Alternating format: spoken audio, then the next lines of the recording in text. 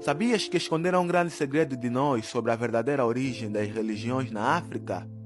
Sabias que a Bíblia chegou na nossa terra através dos mesmos navios que levaram nossos antepassados como escravos?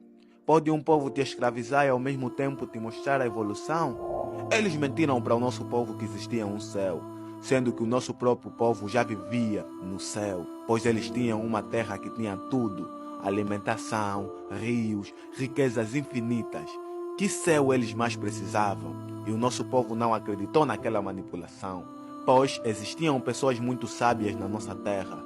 E foi então que os missionários corromperam os reis que governavam o nosso povo, pois eles sabiam que se alguém quiser controlar um corpo, primeiro precisa controlar a cabeça.